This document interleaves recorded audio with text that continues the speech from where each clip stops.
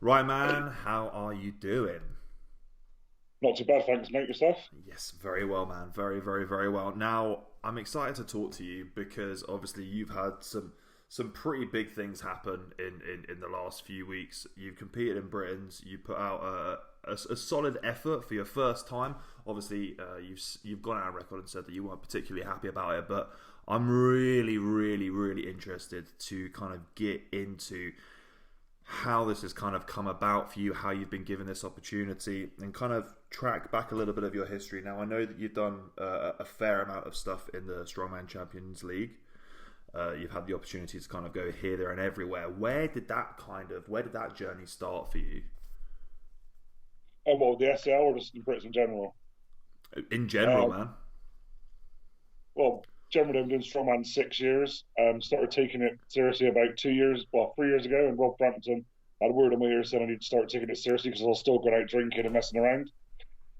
So I knocked that in the head, and then yeah, kind of worked hard. Got to UK Strongest Man, obviously in Belfast originally, and didn't do very well there because I tore my meniscus at England a few weeks before. But I thought I got to go because I got invited. I thought I'm not going to let that chance go. So then, yeah, the year after was about getting my reputation back up, if you know what I mean. So I went back, obviously, did it in St Albans and placed sixth, which I think I'd have placed higher if it wasn't for the weather element of it, if you know what I mean. The Yep. rain kind of hit and soaked the roof, as we'll say. And yeah, I could place sixth. And then, yeah, from there, I got invited to SCL. Went to Romania first, placed seventh, my first one, which I was happy with against the athletes that were there. Then yeah, I got invited back to Norway last year, so -20 in the snow, pulling boats and doing Viking press and stuff like that. It was just an amazing setting to compete in. And then yeah, went to FIBO and had a bit of a shocker there. Literally done the log, got 180 on the massive log, like was relatively happy with that.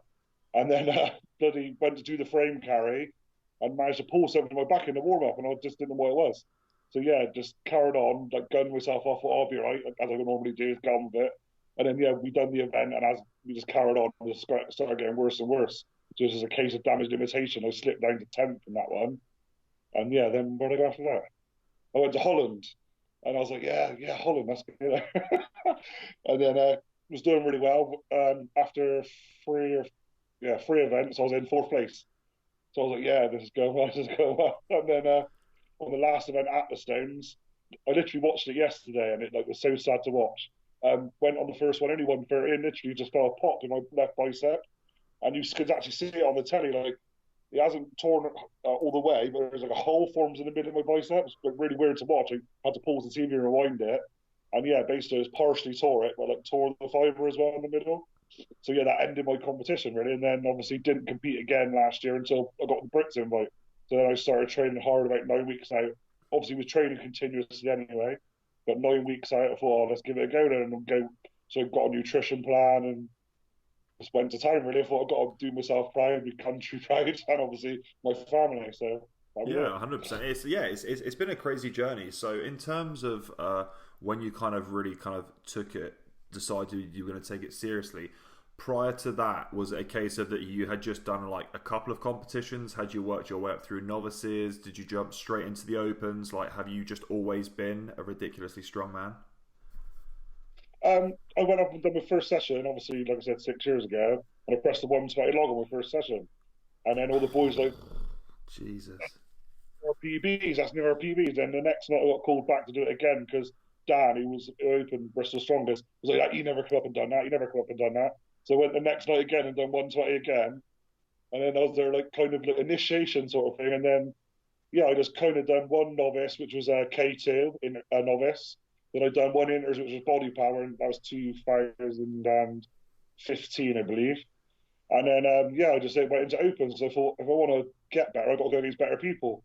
So I just fired myself straight in. I think the fourth comp I done was the Southern qualifier, the UK strongest man, and I came ninth out of 13, I think. And that was like lots of Chris Gearing in there. Obviously, Daniel Gracia, who's still doing it now. Like people out, obviously, for my first comp, it was a massive, massive awakening. Like, I was happy not to come last. Do you know what I mean? And then I was like, you know what? You ain't too bad at this. You might as well crack on.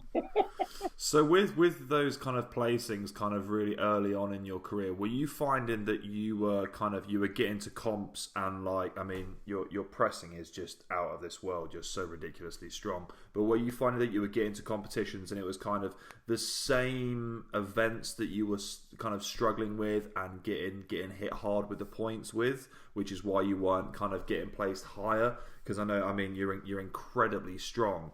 But obviously everyone favours certain events more than others. So what was it in the early days? Was it just lack of experience or just not quite as strong on certain events? What was it for you? I think for me, it's a mixture of both. Like, I think I never gym trained before I started strongman. Never. I went to the gym once a year, just messing around with someone else to see if I was as strong as I was the year before.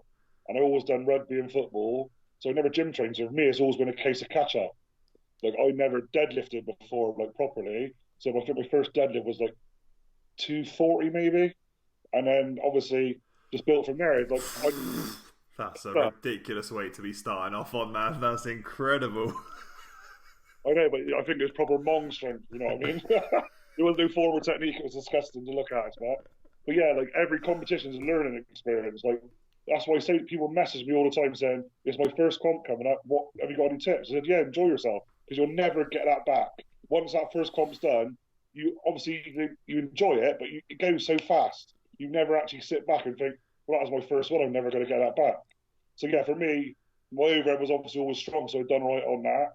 And then my static strength was all right. It was just moving events really. So that's essentially what I worked on to get as I was going up through the ranks. I thought I'll work on my static strength, work on my moving, and that started coming better. And then the points started picking up, and then the jazz went from there really.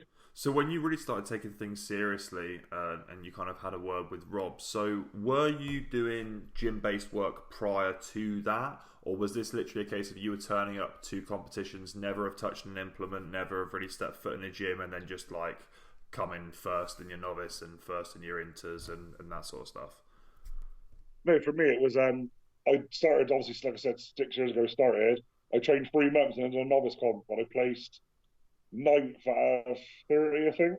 Okay. And then I done body power inters, and I came, I think it was ninth again then. So that was like 2 months down the line.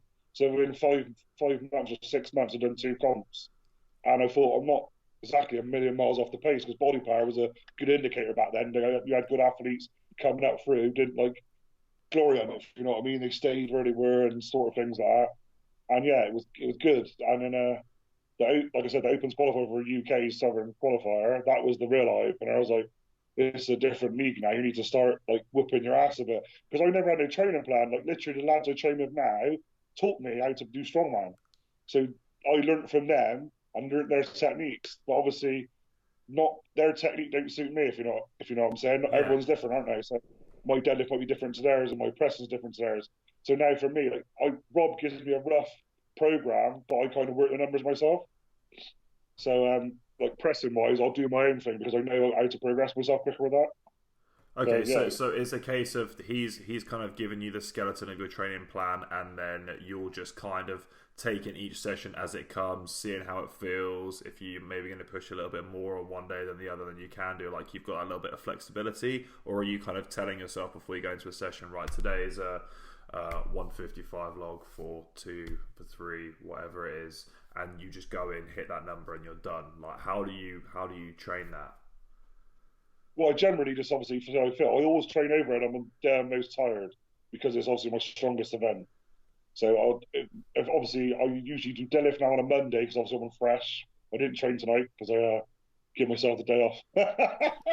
But yeah, I usually do deadlift on a Monday because that's for me is the one I need to work on the most. So basically, Rob gave me the rough plan. I work the numbers from there, and then I do the assistance work like leg press or like lunges, stuff like that to obviously build the core stability and build the little muscles as well.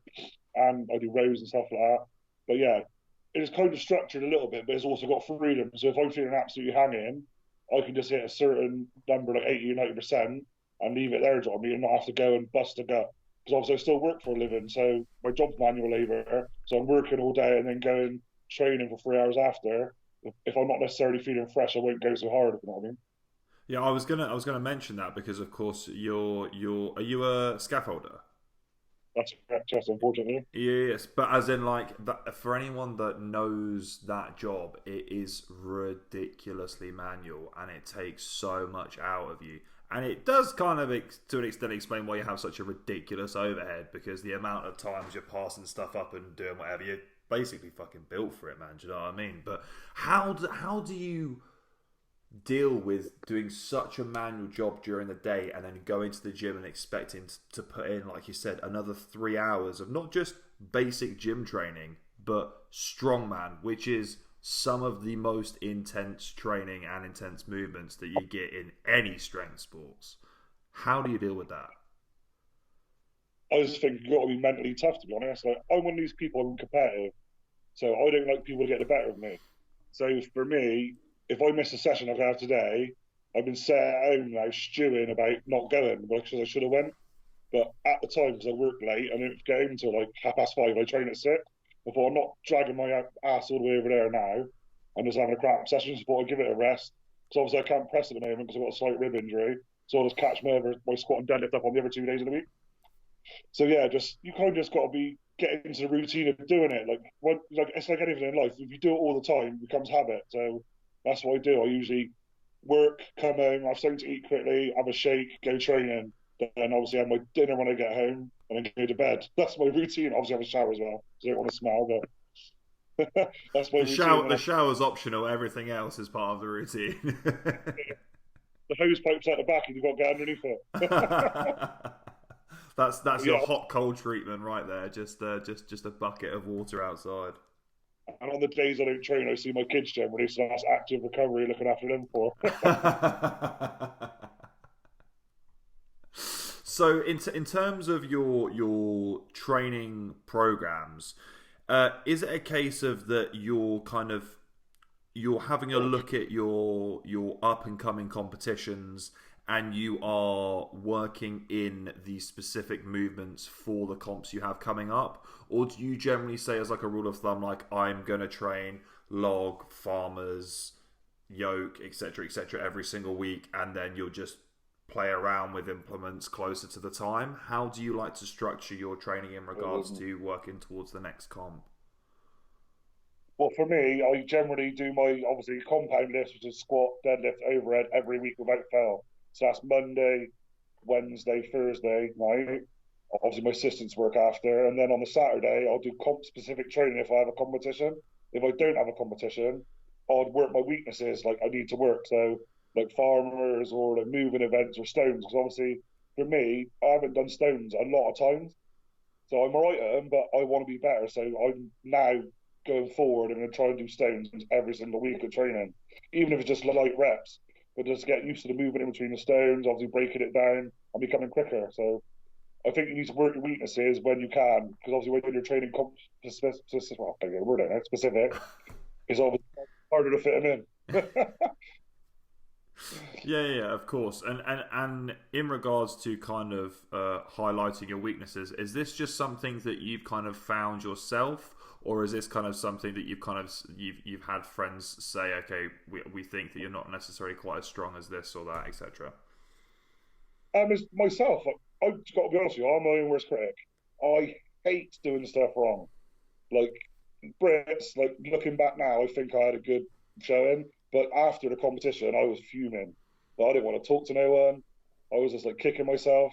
But like, yeah, identifying weaknesses, you can just tell when you come to a comp. Like Brits were so fast moving, I wasn't prepared for that. Like the change of events was swift, if you know what I mean. And a normal comp like UK's or something like that, you've got a bit of time to eat or you've got a bit of time to do something else. But yeah, I can identify my weaknesses myself because I know what I need to do better. So this time, I know I need to be more powerful. I need to be a lot more fitter, and I need to just work my movement events again because I've obviously got them up, but it's not enough. So what you're saying is kind of like in your traditional comps, you're just given like more time in between events to kind of do whatever, get some food in, get different bits and pieces sorted, and you just found that everything was moving way quicker than you anticipated at Britain's, and you just didn't have enough time to recover and get the things in you usually would. I didn't eat the whole competition. Usually, I could snack on stuff in between because the crew there was professional. Do you know what I mean? They had a crew getting it on, a crew getting it off. It was done and dusted. Because obviously it's for television, so it was quick. But another comp's like, say, a local comp, they haven't got professionals as volunteers, so it takes more time. So then you got your time to have a little snack or have a little natter or a drink. This one was like boom, boom, boom, boom, boom, and it caught me off guard a little bit, but I think it was a great experience anyway to be in that job. I mean, because then you just know what's coming next time. Yeah, 100%. So with that, I mean, I mean, I could probably spend an hour talking about Britain's by itself because it was absolutely phenomenal. But for you, obviously this. I mean, it's not your first big show, but in terms of that crowd, that arena, that capacity, just being in that place, how did it feel? Did it feel alien to you? Were you uncomfortable? Were you lapping it up? Were you loving every second of it? Where was your head at? I'm a showman, so I love it. If I'm honest, I like performing in front of a big crowd. I like to let people know I am, and they buy their tickets at the end of the day. So you've got to engage them. You've got to make them feel like they want to be there. It was a thrill for me. I got to admit, I loved it. Like looking back now, like obviously you can see the smiles come on my face already. But yeah, it was just an amazing thing to do. And obviously, I'm competing on home soil for a year, so an SEL only last year. So for me, it was great for my family to come watch some of them, and it was just nice to be out in front of an English crowd, then cheering my name. Like I was doing the log, and you don't generally hear the crowd, and every time you press it, it was like a massive roar. Like you imagine like a football match is exactly the same as that. It was brilliant, to be honest. Did you feel kind of, obviously because you have the crowd there, you have just everything's so electric, you've probably got so much adrenaline pumping around your body. Do you feel, were there any moments where you kind of had to take yourself back and be like, look, right, okay, this is just getting a little bit too much now. I need to kind of straighten my head out. I need to focus now. I need to remove myself from this kind of area. Or were you just literally, crowd was your energy, get whatever you need to get done with their help? Yeah, crowd with my energy. I think that's what made me get through the comp because obviously, like I said before, and I'm not making excuses. I tweaked most of my ribs, so I felt like I'd break my ribs to be honest.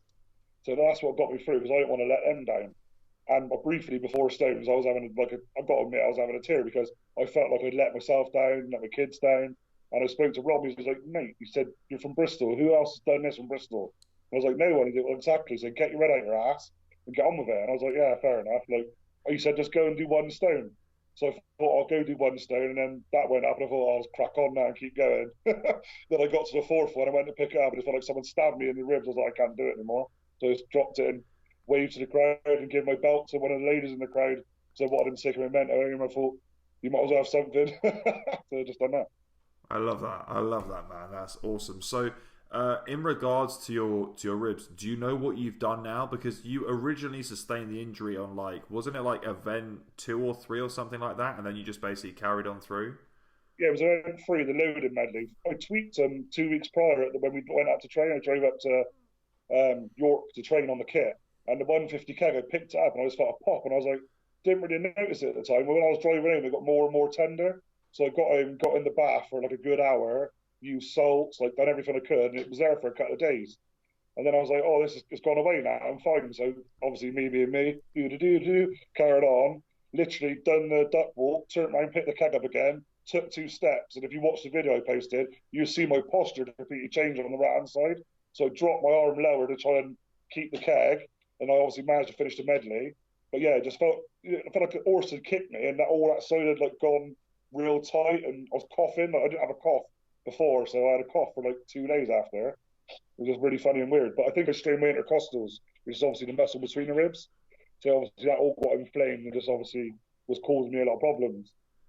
So But yeah, are you still struggling with it now? Is it kind of hindering your training still?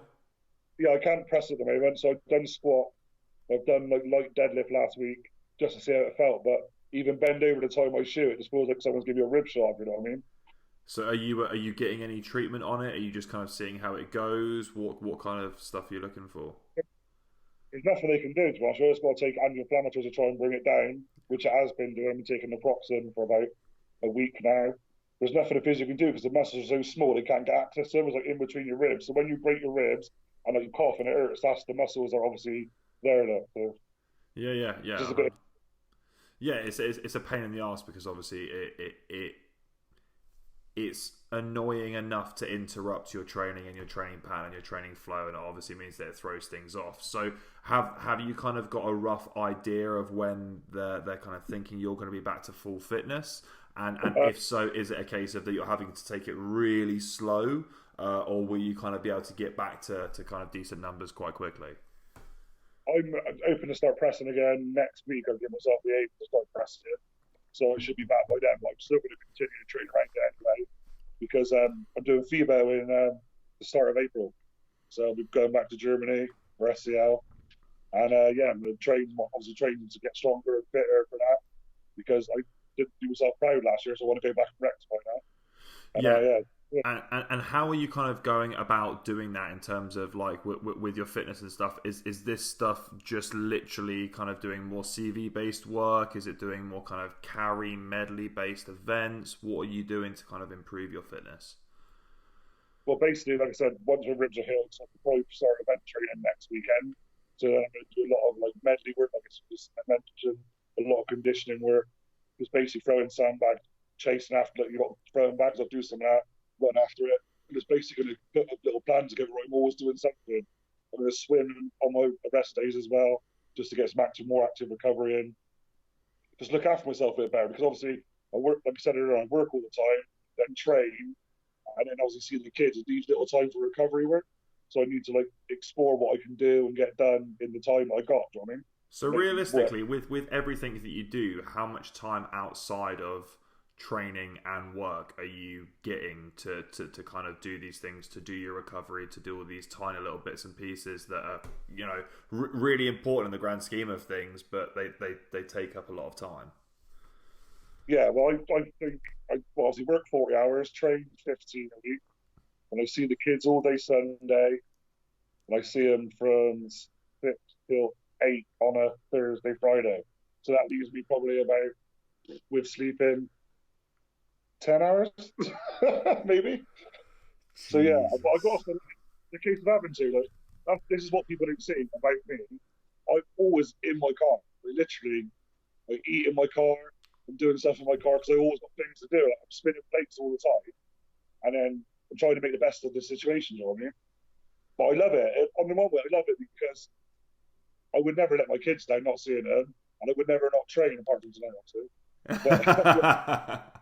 But yeah, it's just the side that people don't see, the sacrifice, what goes into it, and that's the side I try and get across to people. Like, if I'm competing on a Sunday and it comes a Friday night, I'm not doing nothing on a Friday and a Saturday all day, do you know what I mean?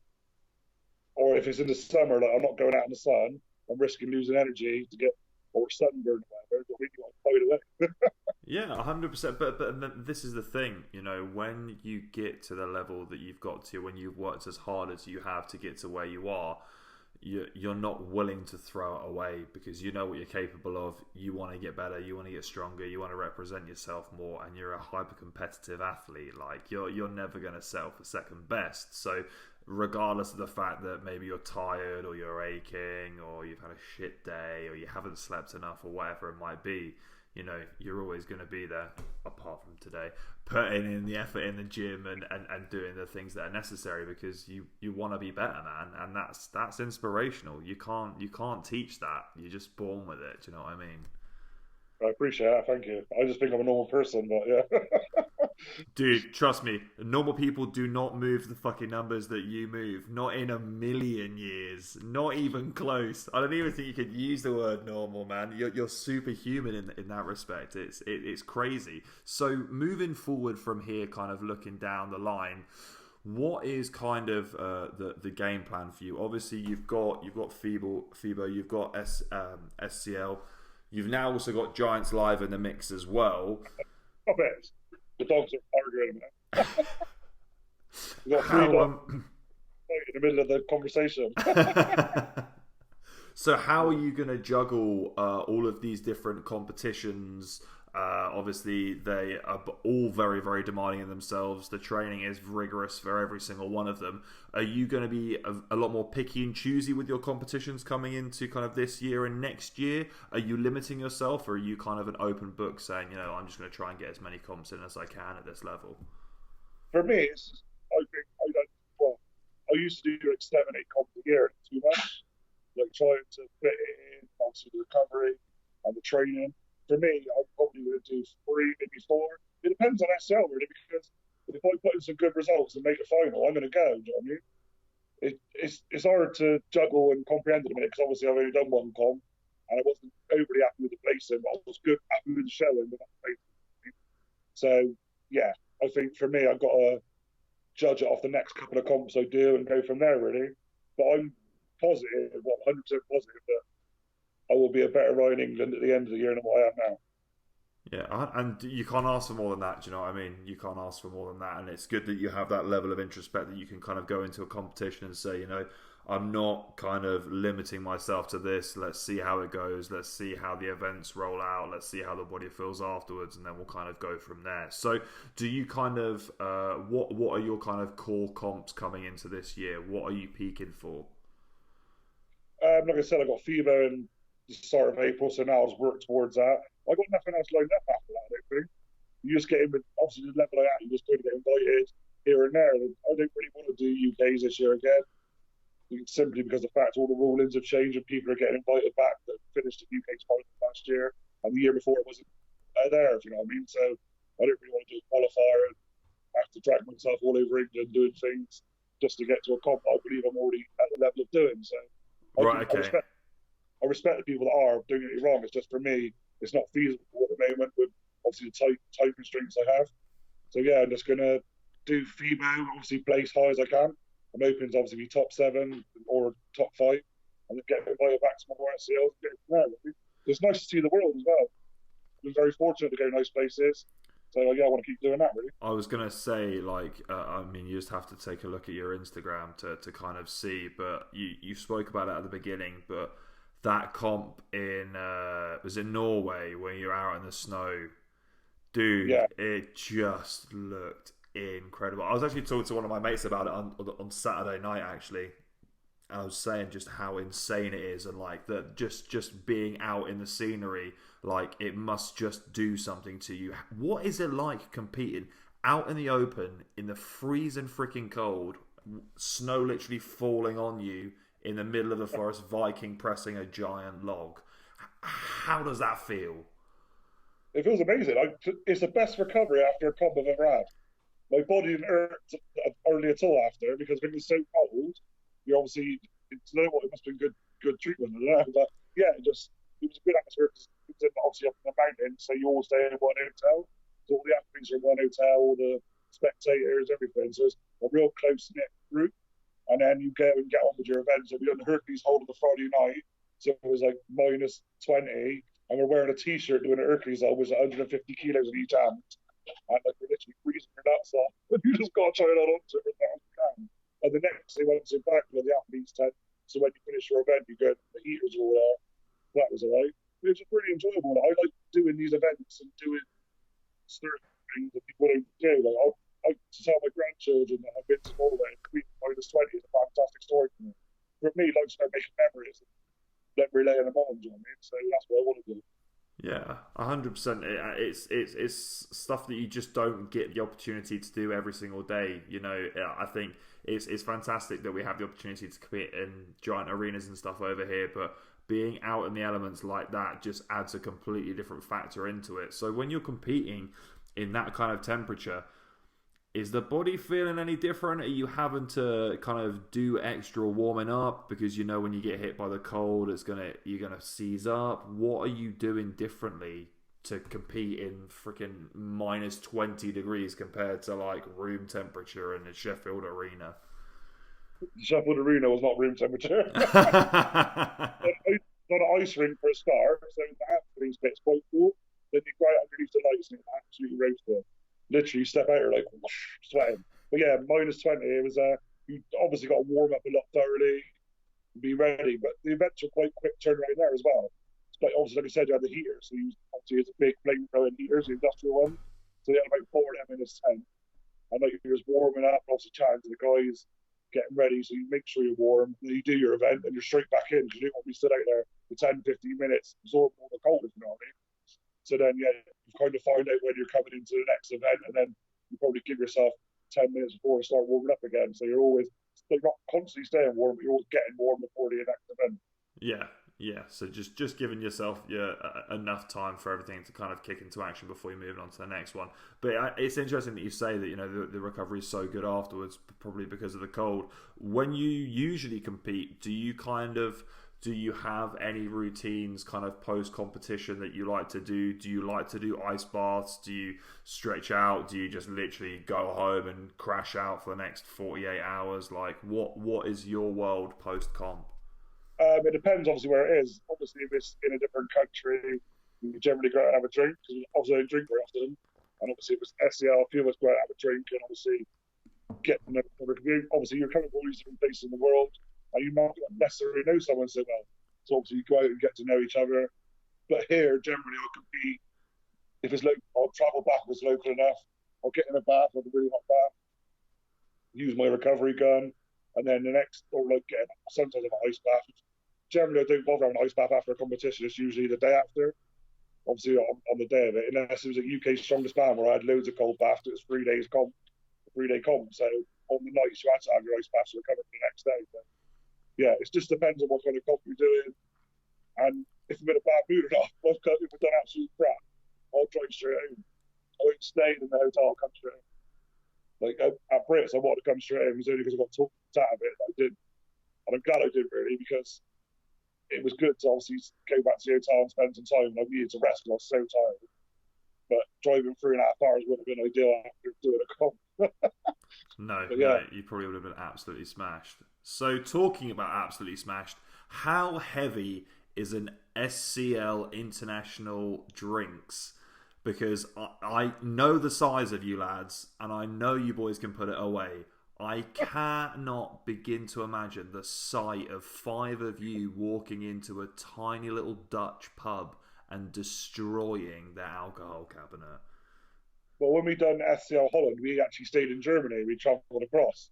So we stayed in this hotel. It was like a bit like a Butlins, but in Germany. So we had beer tokens. So you obviously got so many tokens. I'm not going to divulge how much we drank, but this there wasn't any tokens left. And that's when I partially tore my bicep. So I was literally drinking to numb the pain as well. So yeah, I didn't get much sleep that night. I woke up at 12 the next day and had to travel back. Jesus. So partially torn bicep and a little bit of a sore head as well. Well, I got picked up from the airport when I got home because obviously I couldn't drive. So someone kindly got the bus all the way up to come get me. And then I took about 4 tramadol, I think, in a space of too long, too quick. I was puking up all the way home out of the car. I had to pull over Oh the car. my god. Like, worst 48 hours ever. Yeah, it was weird. It was bad. So coming into your next competitions, obviously knowing that you've had kind of these niggles and stuff, are you doing anything differently to accommodate for those things? Kind of, obviously, you know that the rib was an issue with Britons. You know that we've had the issue before with the bicep tear. Are you strapping things up more coming into competition? Are you finding that you're just having to warm up, mobilize more? What are you doing differently now? It's just definitely a case of warming up and mobilising more like before. I got to be honest with you, I'd never done no mobility stuff probably a year, 2 years ago. Just trained, came home, sat on the sofa, didn't drink enough water. Like now, like I'm on it, so I'm drinking fluids all day, like electrolytes in it. Obviously, I have the hydration drink that's in the video as well. Like I'm making sure I'm looking after my body because obviously you only get one body. So yeah, but injury prevention, like I said, drink water, training smart as well. If I feel something that's pulling, I'm stopping, do you know what I mean? Before I just go through it and just get on with the pain the next couple of days. So yeah, it's literally about being more clever and just taking a different approach to things. Like obviously I want to be in the sport for as long as I can and compete as high as I can. So like I said, looking after my body is a necessity. So I'm looking now at different recovery techniques and methods, and like hopefully I'm going to implement them over the next few weeks and then go from there. Yeah, excellent. Yeah, well, I mean, it's nice to hear that you're kind of understanding now that you need to be looking after the body even more, especially when you're competing at this level. There's so many fine margins, and there are so many so many areas where you can pick up little niggles and injuries and stuff, that it really is the difference between placing first and placing last. So it's nice to hear that you're taking that as a priority coming into the competitions, because obviously we want to see you for a long ass time. You potentially have a huge longevity in the sport. You're not old by any stretch of the imagination. You got tons of years under to come in the sport. So in regards to moving forward, are you open to kind of taking on board any competitions that you can? Is it a case of that you now just have to wait for these comps and organisers to contact you, or can you be proactive about saying, this is what I'm aiming for, this is what I want to do, I know that I have to hit this qualifier or that qualifier? For me, obviously, I've been on kind of at a level where most of it's invitational. But if there's something crops up that I want to do, like an event I probably haven't done before, do you know what I mean? Like apparently there's one in Iceland that's going on, which is like a stone challenge. I might go do it. Do you know what I mean? I'm open to most things. It's just I don't want to do a lesser comp, like obviously for lack of a better word there, to then risk doing a better comp, if you know what I mean. I don't want to like do something and then be knackered and not be able to do a better opportunity 2 weeks down the line, because sometimes that's a notice you might get. You might get a 2 week notice, someone say, well, listen, someone's got injured, can you do this? And you're like, yeah, I can, but if you've done a comp and like tweak yourself, oh, sorry, mate, I can't, I'm injured, you've lost your opportunity. Yeah, so it's a case where you feel like you kind of just want to keep your books open in case something comes along, and that you can just literally snap it up and go from there. Yeah, that's it, yeah. Snap it up. Yeah. So how does it come about that you get invited to a platform like Giants Live? Like, how did that process kind of come about for you? How long ago did this start?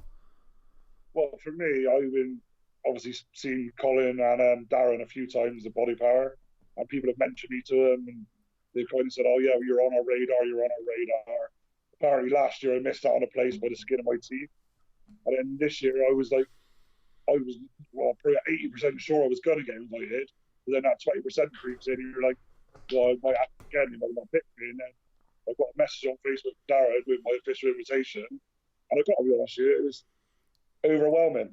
If I'm honest, like I was like, finally, like I got to where I want to be. One of the competitions, I've hit another goal in my checklist, and I thought now it's time to work hard and obviously get better. And obviously, I want to go to World's Strongest Man. That's my major goal. I want to compete for my country. Like I said before, I want to make my kids proud, my family proud, and even Bristol proud. I love where I come from, even though I've got a dodgy accent. So, I don't know. I think it's in contention with one of the sexiest accents in Strongman.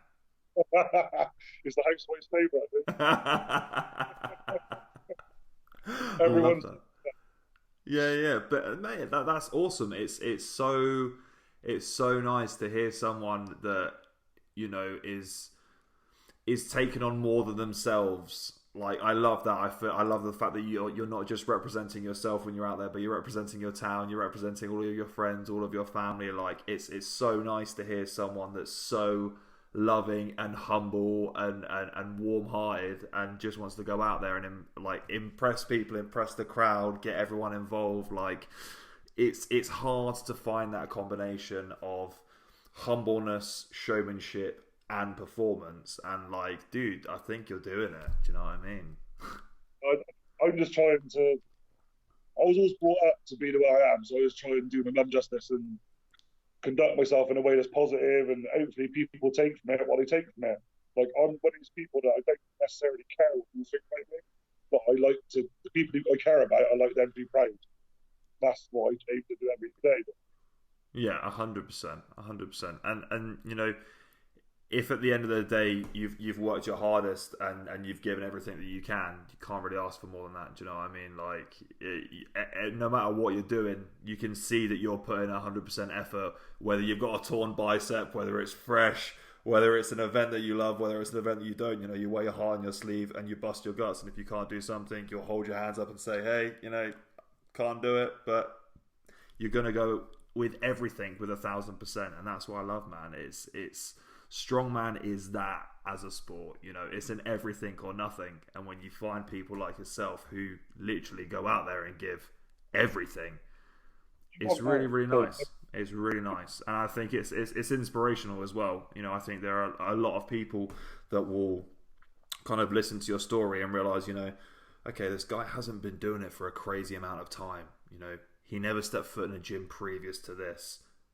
I definitely have an opportunity here to follow in his footsteps. Like, I think that your story is very, very unique in the sense of that you really did literally come out of nowhere. Yeah. Well, that's it for me. I just want to... Shush! Sorry, dogs are barking. So it's an intruder's coming to the house. Yeah, for me, like, strongman's a lot more accessible than when I started. So, like, people could go into different weight categories, or novices and inters, or first timers, they could do it. I've always said to people, people say, oh, I wish I'm like you. You should never wish to be like anyone else. Be the best you can be and enjoy yourself. That's what it's about. I don't wish to be Eddie Hall. I don't wish to be Lawrence Shalley. I just want to be me and just get on with it. And just have a laugh while I'm doing it. And that's what I try and do. I try and enjoy it as much as I can for as long as I can. That's so refreshing. That's so refreshing to hear, man. Just literally just enjoying being yourself. Because I think it's so true. And I've spoken about this with many people on the podcast before. That I think, especially in this day and age where we have access to things like Instagram, social media, they are fantastic.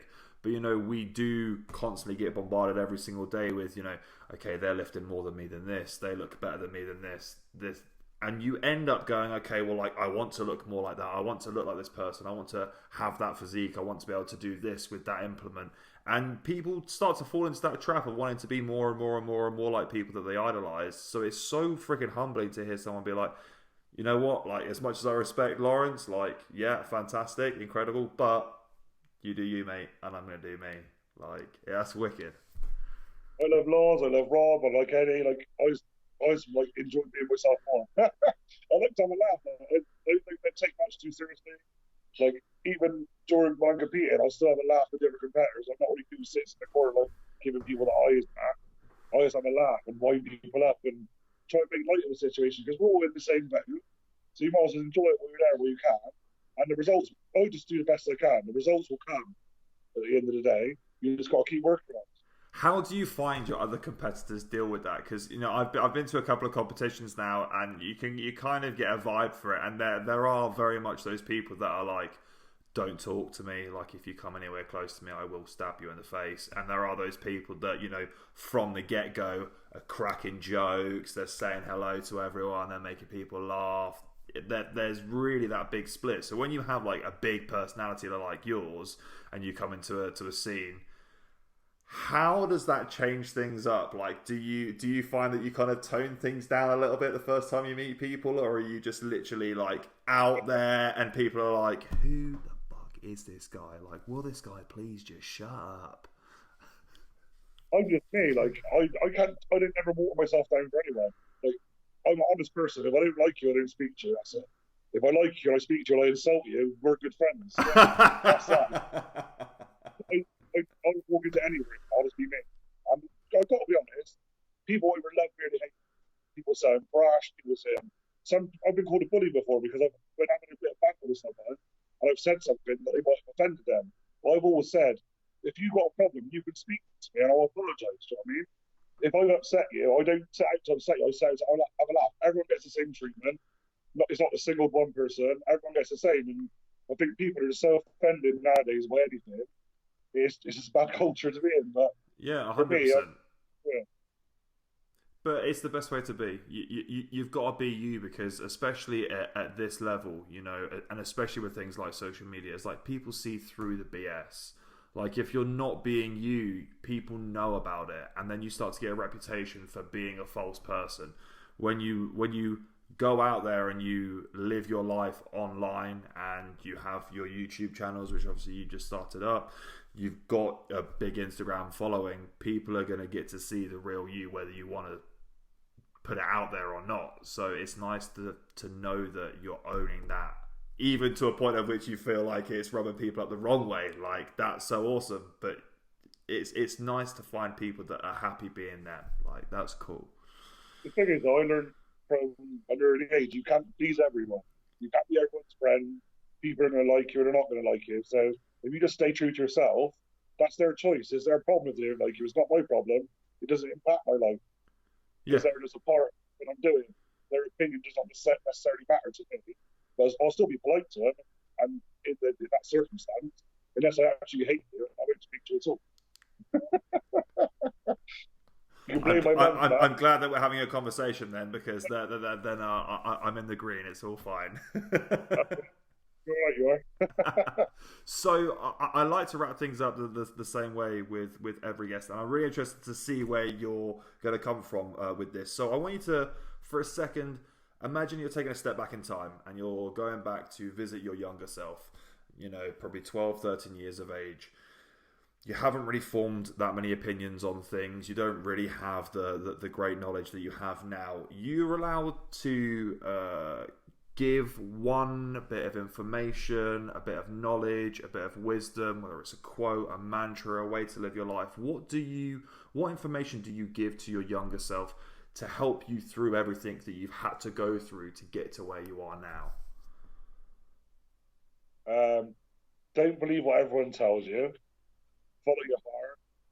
Always put the hard work in, and don't take anything for granted, because tomorrow it will all be taken away.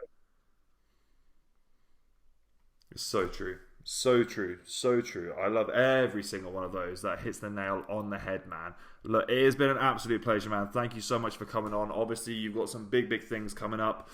You've just started up the YouTube channel as well, so if there are people that are listening, please go over there and follow Ryan, because he's going to be putting out some pretty decent content. It's looking pretty good so far, so I'm very excited to see what you're going to be doing with that. Obviously, always popping off on social media. Literally one of the funniest Instagram stories I have ever seen. Your singing is just to die for, and it brightens my day every single day I get to watch it. So please give us more car singing. We love it. We love it. Thank you very much for coming on, man. I really appreciate it. All the best for your upcoming events. Obviously, massive luck with FIBO, and we hope to see you on the Britain stage, the Europe stage, and of course the World's Strongest Man stage at some point as well, man. So all of the best with that. Thanks for having me. I really enjoyed myself. Excellent. Have a good one, man. Cheers, bye.